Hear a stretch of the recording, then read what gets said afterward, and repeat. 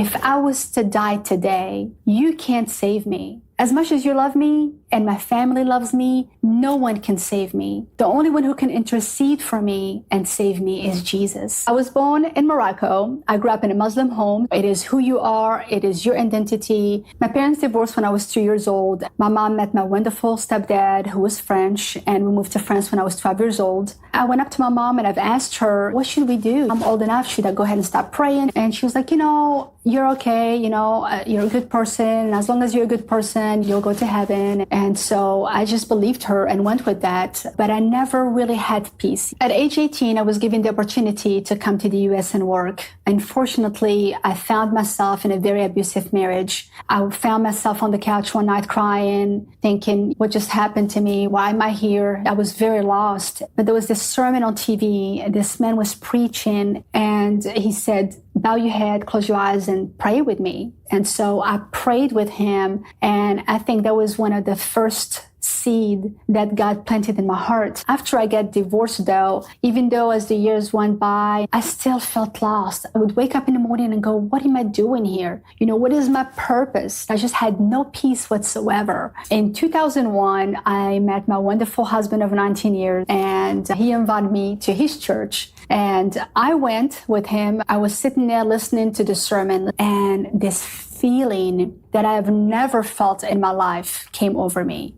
And it was just such peace. I felt like I was on a cloud. It was just so peaceful. Eventually, he proposed to me, and we went to see the pastor of that church. And he said, well, which religion is she? And he's like, well, she's Muslim. And he's like, I'm sorry, I can't marry you. She would have to be a Christian. So I went home and my husband prayed for me. And so I decided to give my life to Christ. And it's the best thing I've ever done in my life. It's been 19 years now since I became a Christian, and I wouldn't change it for the world. I told my mom about it, and she said, no. You cannot be a Christian. You're Moroccan. And I said, Mom, if I was to die today, you can't save me. No one can save me. The only one who can intercede for me and save me is Jesus. And I believe in him. I believe that he came and he died for me. I thought, okay, if my family is Muslim, I have to be Muslim. But no, it's not true.